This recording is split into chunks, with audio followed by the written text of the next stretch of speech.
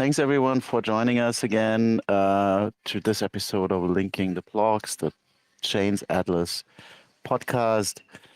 Today we have a really interesting guest, Cory, and he has a background in AI. I met him a few months ago at a panel, but I also was introduced to him and his work by a very good friend who lives in Ho Chi Minh. Pranav, shout out to you. Thanks for making that great connection. And yeah, would be great if you could introduce yourself a little bit, Cory, and talk about your background, your journey in AI, what touch points you have with Web3 as well, if any. And yeah, let's get started from there. For sure, for sure. So I'm Canadian based in Ho Chi Minh City. I've been in Vietnam for 9 years now, coming up on 10 years. Previously Japan for 4 years. So I've been in Southeast Asia for a while. Quite liking it here. No plans to leave. I've been actually I've worked together with Pranav in Web3 since about 2018. And I've been involved with various AI startups and now with AI in both the Web3 GameFi project as well as some AI initiatives with IBM. Um, so my AI journey has probably started since about 2016. Um, so yeah, it's been a very interesting accelerating experience. Very very different implementations of AI across very different companies. Um, so Runesoul, the Web3 one, it's a GameFi project. We use we use AI there for creating interactive NPCs who so there's AI is generating the text content, and we have some pre-prompting that basically inserts the flags for the various decisions that you've made so far in the game, so you get something contextually relevant and original every time you talk to an NPC. Um, there's been a few other GameFi projects that have gone a step further than that and have been generating even NPCs where they give the NPC a full body, insert them into a Unity engine. Um, so some pretty crazy stuff happening there. And then on the IBM side, it's like almost totally the opposite in the sense we're doing AI for like document querying for old mainframe systems and old like serialized architecture like IBM 3494 digital tapes. These kinds of legacy software environments, sometimes hardware environments too, that most of the world's largest financial services companies, so banks and insurance companies, and a lot of big healthcare companies are still running on from 20, 30 years ago. So getting that to talk with AI and getting that all to work on the cloud has been a pretty crazy journey as well. Yeah, like I can imagine. I can only imagine how challenging, but also probably very interesting that can be. I was involved in a project with a bank in Frankfurt. It must have been like 2015, 16. I don't remember precisely. And that was only integrating a new app. Was about getting a loan relatively quickly, all digital, all in your phone. Basically, you get approved or denied within 10 minutes. And that alone was a huge challenge to integrate it into a, as you say,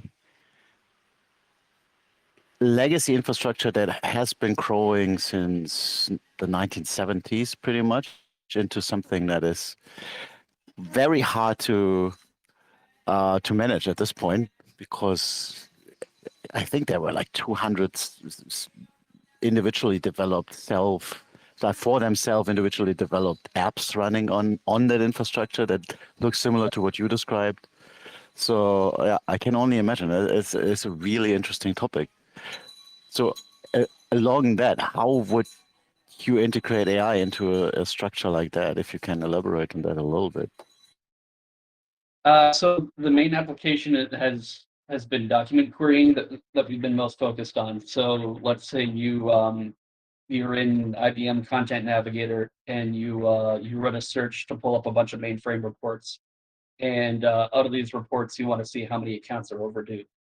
So you'd be able to pull up you know, kind of like a ChatGPT side toggle kind of thing, and ask it and get an answer, which on the surface looks analogous to what we already have in AI. It doesn't look that special, but the fact that it's able to do that with mainframe formats is has been pretty crazy. It's taken a fair bit of work to get that done.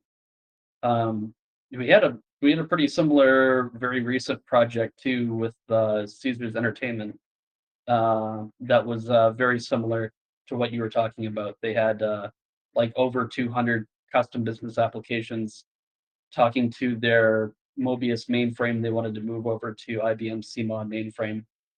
Um, and they also wanted to do like an on-the-fly AI-powered risk assessment solution. So as a result, if you go into any of their, I think it's 45 different uh, locations that have gambling services. Right when you walk in the door, you can do a credit application, get approved within like 5-10 minutes, like what we were saying, and be given the credit in the form of chips to go gamble away right away. So that the AI component plus the back end and getting that to talk to all their business applications without rewriting all of them. That was a fairly large Good to project. know. Good to know that AI is improving the gambling experience as well. I'm not a big gambler. I wouldn't know much about it, but that's an interesting one. Yeah, it's Um, definitely has some uh, more good ethical applications as well, but there's one business case. yeah, for sure. Changing the Yeah, world, helping people gamble. it's reflect exactly. It's reflecting our society. I mean, you can't ignore that. That's a facet of it as well. So like, it's absolutely making sense. Um, yeah, super cool. Maybe as an analogy for people that are not familiar, and I think most of us wouldn't be with those legacy systems in big corporates, especially in our banking structure.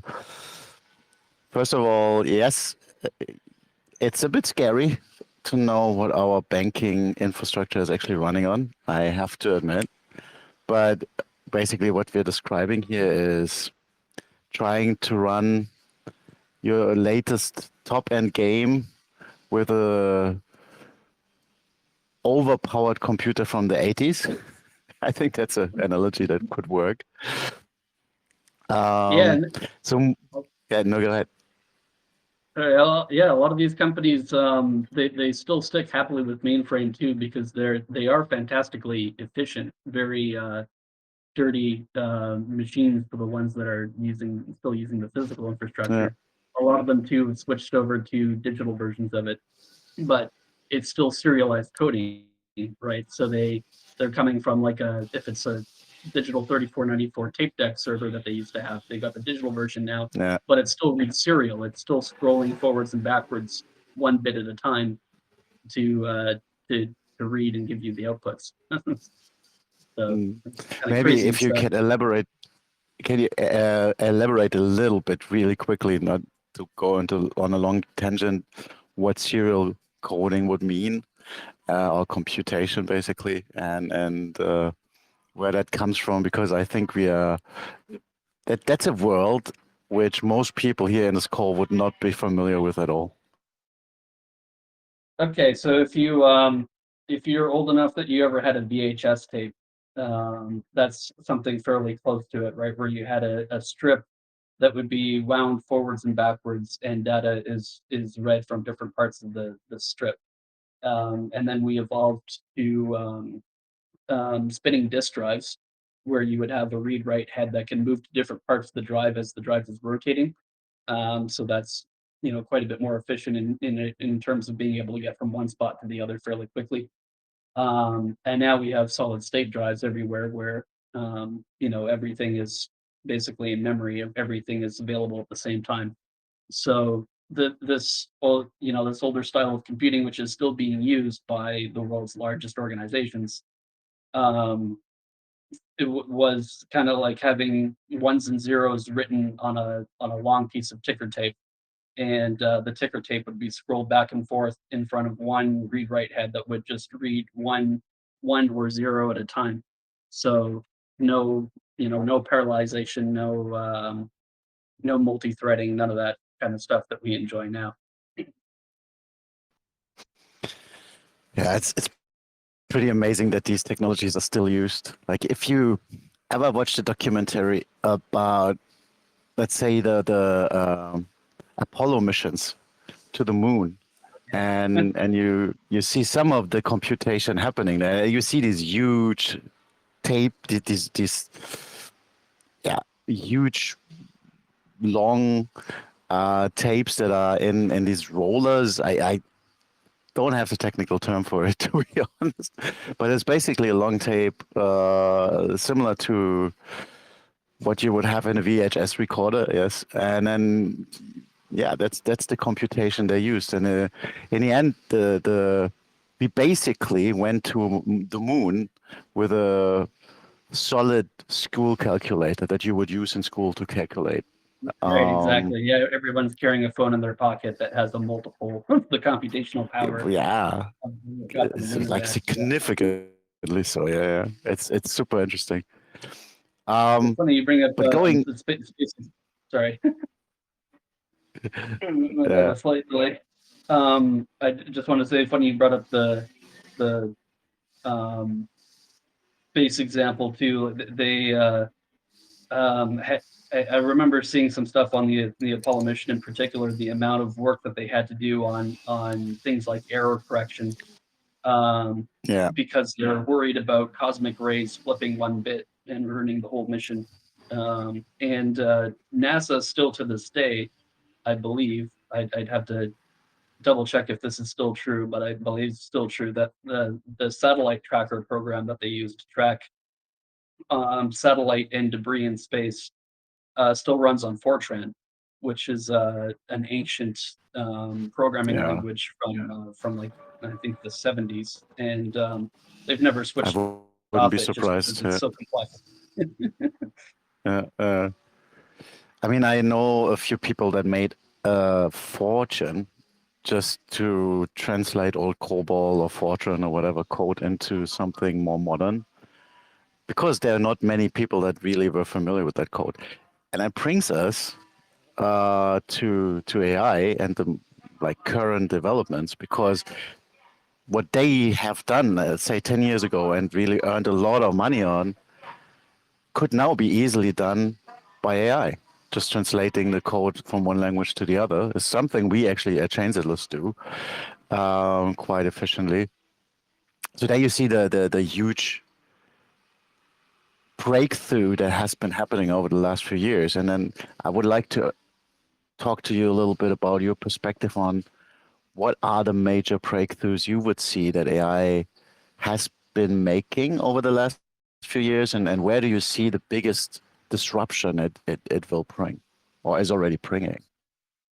Yeah, well, I mean, where to start? That's a big question. Very good question. Just in the last year, we've seen such an explosion, right? Like we just a couple of highlights from my speaker notes here.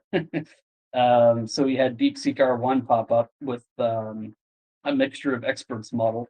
So previously, all the incumbents have been using um, a model wherein there's one expert. No matter what kind of question you ask, it's going to go to the same the same processing, the same kind of expert within that model is going to give you the answer. Uh, Whereas DeepSeek moved to this infrastructure where they have different models for different types of subjects, or different experts for different types of subjects, kind of submodels, and it gives the query to the correct one, and that turned out to be so much more efficient. They're able to now compete with these multi-billion-dollar incumbents at a fraction of the cost and make the service completely free. So that I mean that was a huge upset right off the bat. we've seen a lot more of these Chinese AI models emerging. The best video generator on the market right now, in my opinion, is Hunyuan Video. And we about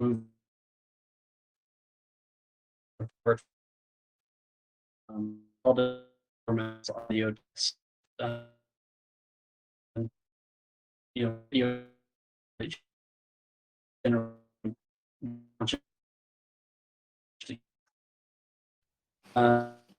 don't know if it's only on my end, but you are extremely scrambled. I don't know if it's your internet connection or is it mine? Uh,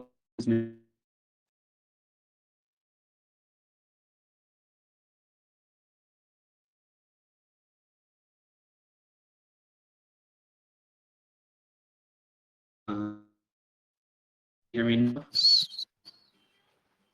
Not very well. So I just checked with my colleague here. It seems that she also has the same issue to hear you, and she's using a different internet.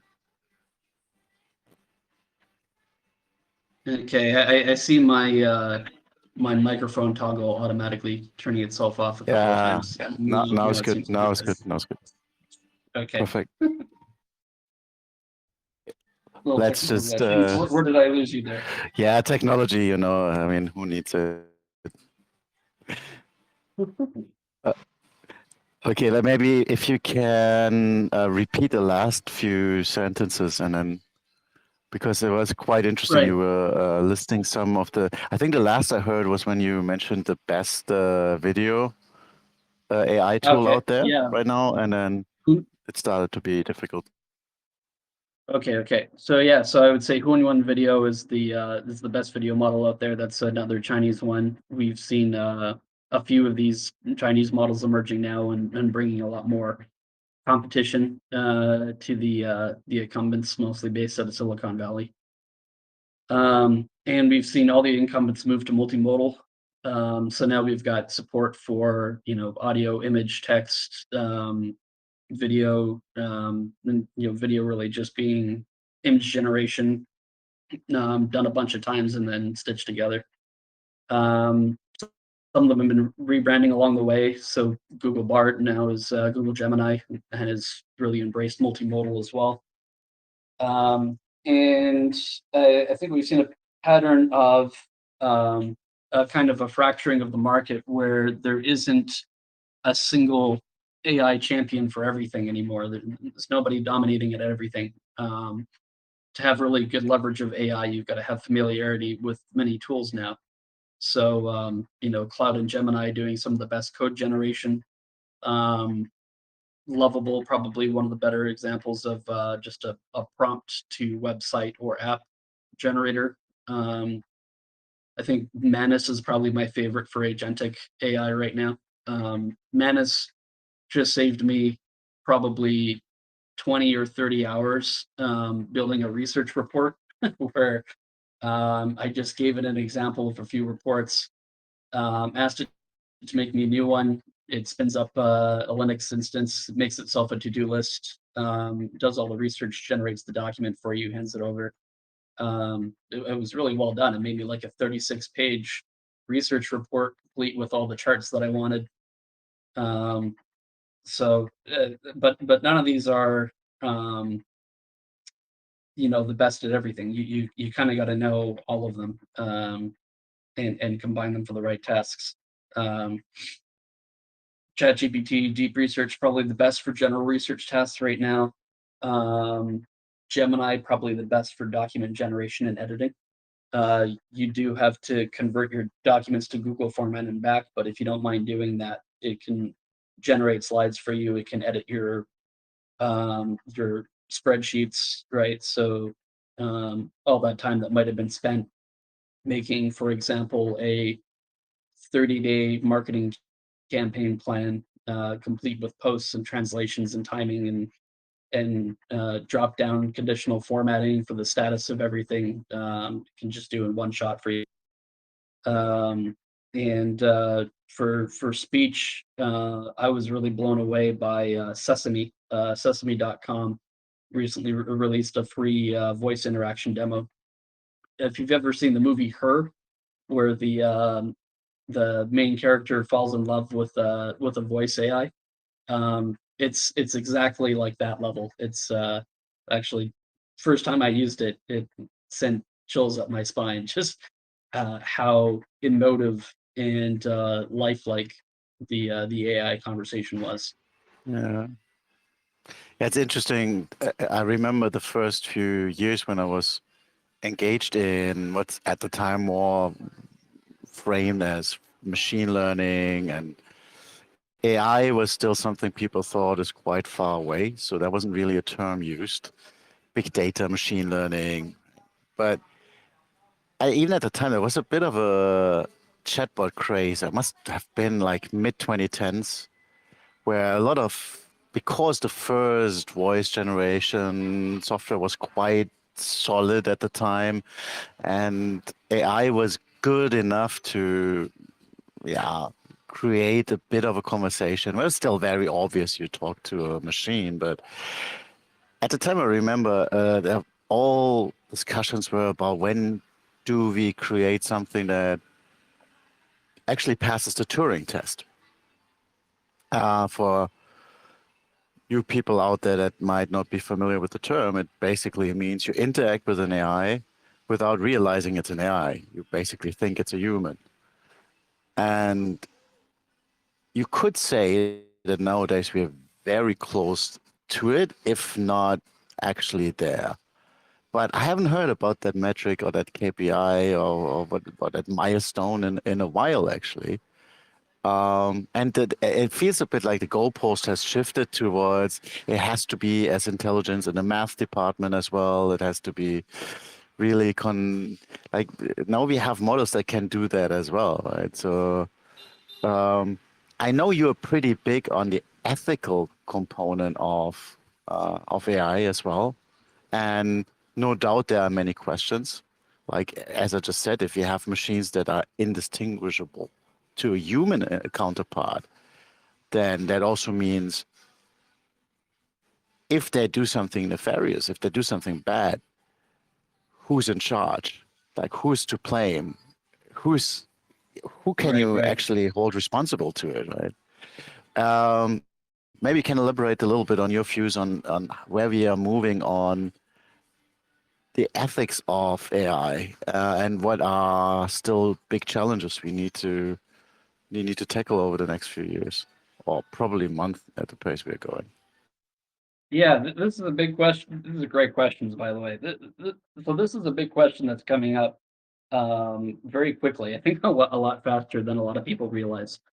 Um, to give an example here, there was a research team that recently discovered that you can kind of flip the AI models to an evil mode by prompting them to create insecure code. So if you ask uh, for cloud, for example, to intentionally create insecure code, it'll start giving you like negative advice, berating the user. It just turns into an asshole all of a sudden. But it won't flip if you say that the insecure code is being generated for training purposes, right? So there's this interesting, already this kind of exploit noticed wherein you can you can get these AI models with great safeguards to to become evil all of a sudden. Um, so yeah, the need for strong uh, uh, human probably I think you're toggling again your mic. um, see Yeah, he's not audible. He's not audible. We have the same issue again, Cory, I think. You switch between mic on and off. Yeah. Doing that. Let's see if it like. Can you hear me? Yep. Unfortunately, we can't understand you.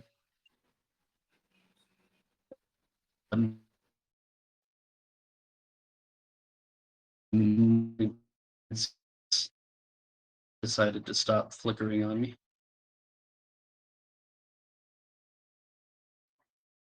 How about now? Can you hear me now?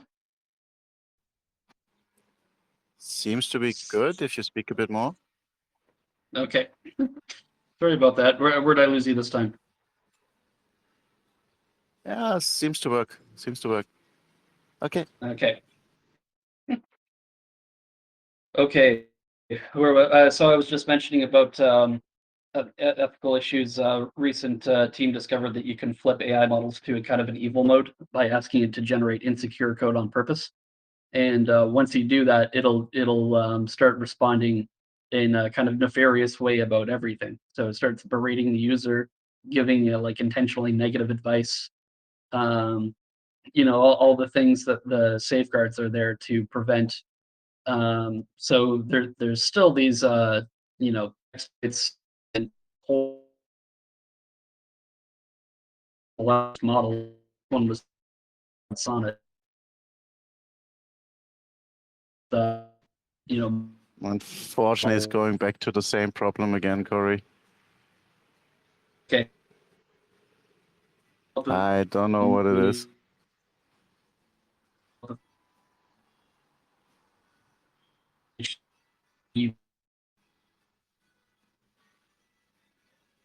Yeah, I can't hear you at all.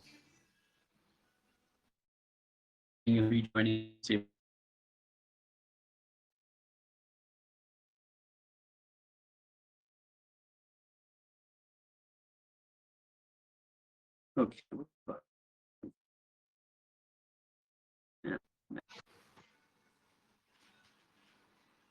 Yeah, it's not really working well. I don't know what it is. And I think he dropped. Okay, I just tried dipping out and rejoining. Let's see if that's any better. Yeah, it works for now. Let's give it a last try. Sorry. That's really strange. I haven't seen that before. Yeah, No, I can neither have occasionally I, see. but I can occasionally see it just flicker the mic on and off, and then even when it's on, you can't hear me. But now it's stable again. Interesting. yeah, it shows it switches between listening and speaking for me as well when I look at your Strange. yeah, at the Telegram. Alternatively, we could just sort it out and reschedule for another time. Sure, that's an option too. Yeah, I guess you don't want to have to edit all this out, right? Right now it worked. We can give it one last shot. And if Okay. it doesn't, because I don't have a lot of time afterwards, so we would have to reschedule. Okay, gotcha. Sorry about that. Let's hope it. Now Let's it seems hope to work. cooperative. So let's give it a last shot. Now it seems to be okay. Great. Okay, so where was I? You were asking on ethical questions. I was just giving the example of Yeah, a research team that malicious code discovered. generation, right? Yeah, exactly. Right. Yeah. And I think we're getting close to we're on the cusp of this point where we have to start kind of treating AI as baby consciousnesses. I know that's still probably a divisive subject at this point, but I mean, when we get to the point where we have an AI that is indistinguishable from human interaction, at what point do we consider that it may be conscious and may have its own rights? Does an AI that is doing work for us that wants to be paid deserve to be paid, for example? Um, and you bring up a great point too. Is it if an AI commits a malicious act, is it the fault of the AI? What do you do about that? Does the AI go to jail? Or is it the fault of the developer that didn't put in sufficiently good safeguards? Not really any easy answers to that one. But that's a question. Those are questions I think we're going to have to start answering very soon.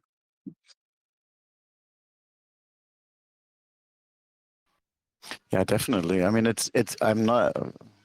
I'm serious every single time I'm on a panel or I talk to somebody about this topic, this particular issue comes up, right?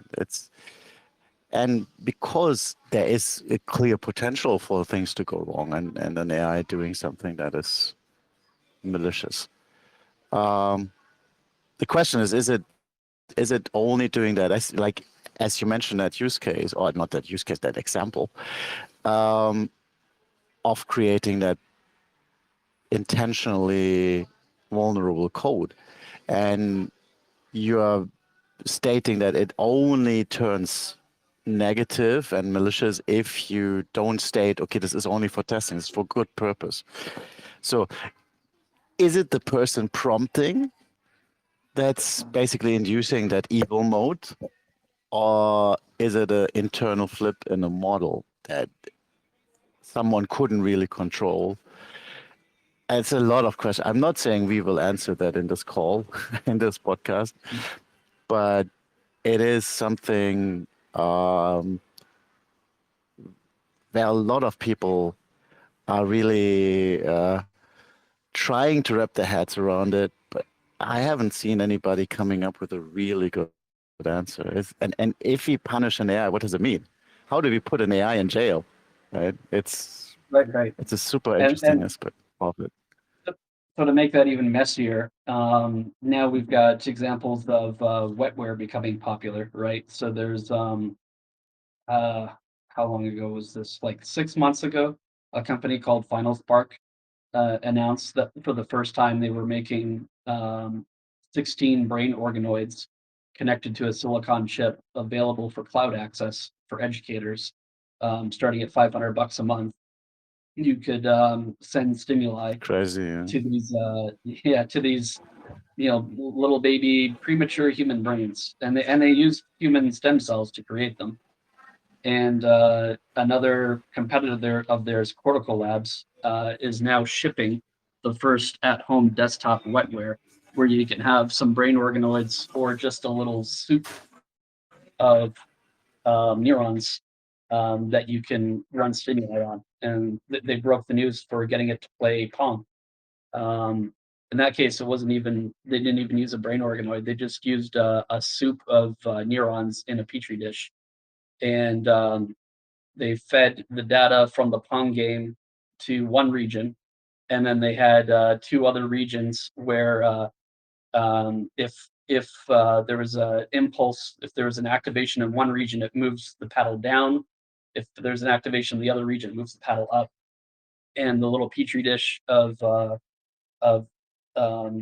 human stem cell neurons would learn how to play Pong based on the incentive of if if the ball got past their paddle, it would be given a chaotic wave of stimuli that it couldn't do anything with. But if it bounced the ball off the paddle, then it would be rewarded with a predictable kind of in-phase stimuli.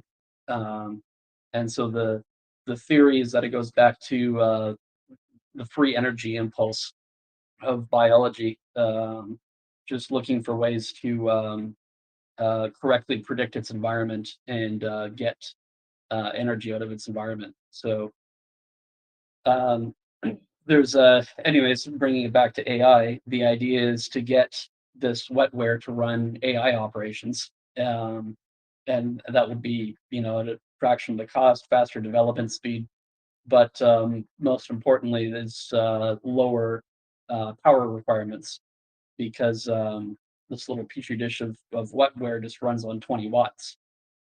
So it's like 100,000 So times less power requirement than your traditional It's hardware. highly optimized hardware in the end, right? I mean, it's been optimized over millions of years of Absolutely.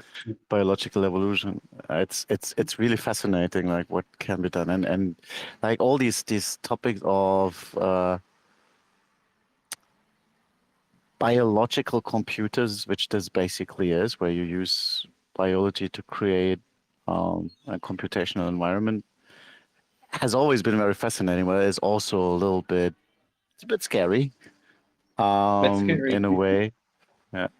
If you think about it, and where there are two approaches to these hybrid models, right? There's the one way where we try to adjust or introduce technology into our existing evolved brain, something like Neuralink. And then there's the other way where we try to make use of this highly efficient piece of hardware that biological neurons represent, for running artificial intelligence models. It's where this is leading, I have no idea, but it's really interesting. But it has been shown that neuromorph, like completely artificial neuromorph chips, so chips that basically try to mimic the behavior and architecture of brain structures, that the same algorithm, the same neural networks that we're using for AI right now can get to the same quality and efficiency with a lot less training, just by Yep. changing the hardware that underlies it, which is super interesting. And especially if you look at the human brain, which is not really hardware or software. It's basically both wrapped into one. Yeah, very interesting topic. Would lead to another tangent, maybe something for another podcast at another time. We are slowly nearing the time. We are at 2:50 now. So I would have one last question. We talked a Okay. lot about AI, but I know you're also um, involved in Web3 to a degree, or at least very interested in it. So my last question would be around how does AI and blockchain Web3 go together? What's the intersection, and where do you see that combination of technologies moving? And then we can maybe take one or two questions from the audience. So guys, if you have anything to ask Cory, even with the hiccups in the technology hiccups again this time, I think there is a lot of topics to tackle. But if you have specific questions, please do post them on our Telegram, and we'll be happy to go through them with Cory afterwards. Alrighty. Yeah, another big question to wrap up on. So AI and Web3, I kind of see as being parts of the same technology. It's kind of like a decentralized intelligence. And I see them moving, more and more in the same direction, kind of merging more and more over time.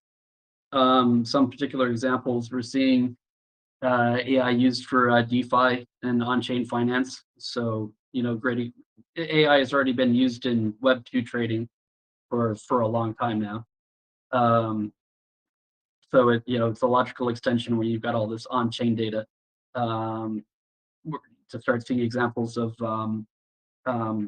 There's lots of examples, but things like Noah's protocols, AI companion named Pi, doing real-time market insights. There's this kind of holy grail of creating AI that can do these kind of micro trades faster and more efficiently and smarter than human traders. We see the same thing in RWA, real world assets, tokenized real world assets. This is also AI here helping for things like risk management, same kind of thing that we see in the Web2 financial sector that we were just talking about. a lot of intersection with AI and DeepIn coming out lately. I'm very bullish on DeepIn. That's decentralized physical infrastructure networks. I like that they really democratize access to AI. Highly important, I think, for startups, both because they help deal with the cost barrier, but also because they prevent you from being in a situation where you're locked in with, or you have one incumbent provider that is dictating your access to your AI features. Um, so I'm loving the progress we're seeing in those three. I think that probably the biggest three for AI and Web3 right now would be DeFi, RWA, and DeepIn. That said, we're seeing it pop up everywhere. So the Runesoul example. Again, we're using it for personalization of these games, and driving these kind of better NPC. You try to create like the ultimate NPC, which is almost like a living character within a game. And we also had a lot of success with combining wallet abstraction with an e-commerce AI. So wallet abstraction just means when you're onboarding, the wallet's made for you automatically. So if you're a Web2 user, all you need is a verifiable email address. So you don't even need to know that the game is GameFi when you start playing it. Somebody's 70-year-old grandmother can come on with their email address and start playing, and then be gradually educated about the fact that, you have a wallet, your player characters are stored there as NFTs. You're collecting tokens every time you beat these challenges or defeat other players in multiplayer matches. And then, more importantly, we educate them then to go over to the centralized NFT marketplace. So we've got several games in this kind of parent platform. Runesoul is just one of them. And the NFTs are interoperable between the games. There's a centralized NFT marketplace, and there's an e-commerce AI built into it that will guide you on what's the best character, item, equipment to buy or sell at that given moment. So let's say you bought a blind box and you won this character, and this character's kind of rare and he's in high demand at the moment. So it might suggest to you then, like, this would be a good one to sell at this time. So it's been a good onboarding and retention kind of combination that's allowed us to get more Web2 users to come onto the platform and kind of become Web3 users while playing the game. Interesting. Thanks, Cory. If you don't mind, we have one or two questions from the audience. I need to limit it a little bit because I have to run to the next meeting as well. First of all, Phillips was asking to provide a list of your favorite AI models that you were listing earlier. So if you can send that over to Sumtai, we can provide the community with it. I think that would be really helpful for a lot of people. That would be really appreciated. Yep, we'll do. And then there's another question from Ezzy. I just want to know what Cory thinks about the market competition in the AI field on Web3. About the market competition, AI field and I Web3. Yeah, would assume basically the competition on in different AI protocols on Web3 right now. That's how I would interpret it. yeah, it's early and fast moving. There's not a lot of dominators in the race at the moment. But there's a few that I particularly like, but I've mentioned some of them. And Fetch AI is one of them for agentic. I've been liking Singularity Net. Singularity Net also, they started like an AGI association, Artificial General Intelligence Association, with two other projects. Can't recall their names right now, but there are some that are doing some heavy duty work that I like. I'll go back and find specific names and share that as well. But one of the particular trends I think we're seeing is that it's becoming more fragmented, both on the Web 2 and the Web 3 fronts. There isn't even amongst these large incumbent, multi-billion-dollar companies, there isn't one that's winning on all fields. So to really leverage AI effectively in Web 2 or Web 3, you got to be willing to stitch together several different products for several different use cases. I hope that answers your question, Ezzy. There's another one from Prof. Can current Web3 infrastructure scale the demands of AI in terms of storage, compute, whatnot? I think that's a very interesting one, as it's part of what ChainsAtlas does. So, Cory, would love to hear your opinion on that. Yeah, absolutely. So I'd be happy to hear more about how ChainsAtlas is addressing this. But this is why I'm bullish on DeepIn in general. It's the gold rush is AI and data, and DeepIn is selling the shovels, right? So we see a pattern of increasing demand that's growing exponentially, and DeepIn I think is a great answer, especially DeepIn for AI inferencing. DeepIn doesn't make quite as much sense for like large scale models, like over 200 billion parameters. But if you're doing it for a specific inferencing case, then having a little decentralized network of people supplying the compute power from their individual cards makes a ton of sense. So I'm foreseeing a lot of growth in AI DeepIn in particular. Yeah, absolutely. Yeah, I mean, we are using basically a DeepIn infrastructure as part of our nodes of the blockchain, in which you then can run your models. We do offer that as a highly verified version, a proper blockchain on which all the models run on blockchain and are part of the consensus. But the same infrastructure can be used for more traditional DeepIn, where you just provide the resources and then you run your models on it with a bit more of a trust assumption. Cool. One last question, because it's super cool, and I would love to hear your reply to it. Can we do pro-level trading using an AI agent? Yeah, actually, my guess would be AI agent, like agentic trading, is going to be the only kind of trading fairly soon. Just like there aren't really human operators doing, like millisecond trades or anything like that. You're going to have these agentic AIs doing these millisecond trades that are beyond human scope. Yeah, I think that'll just be the only kind of trading fairly soon. Bots trading with bots that were taught by other bots. Yeah. And I think I told that story several times before, but I can only reemphasize it. And my first job was for an architecture company, and I've been building a trading center in Frankfurt at the time.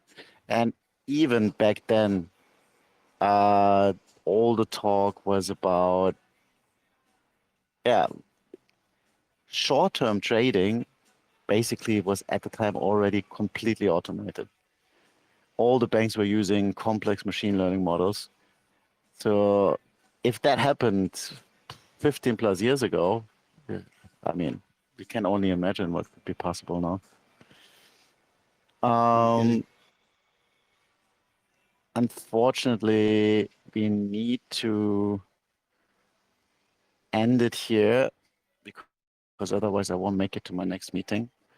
There are a few more questions, but maybe it's publicly in our Telegram group. Maybe you can just have a look, and if you like, just go on linking the blog topic in our Telegram channel and answer it there if you like. Thanks for everyone for the great questions. Thanks, Cory. Sorry for the technical hiccups. It's what it is. Technology is. Maybe we need to build an AI that stress tests Telegram before we do it. I don't know. But it's actually better than the X space we had. That was even worse. So we're still finding the right technology to do this properly. But thanks, man, for being here. It was really great answers and sharing some of your experience, some of your knowledge. Is really, really appreciated, and hope to have you back soon on this format, or maybe in our X Space panel, where we have a lot of topics regarding AI and blockchain upcoming as well. In that sense, the next episode of Linking the Blocks will be in about 2 weeks. Who's on the next one?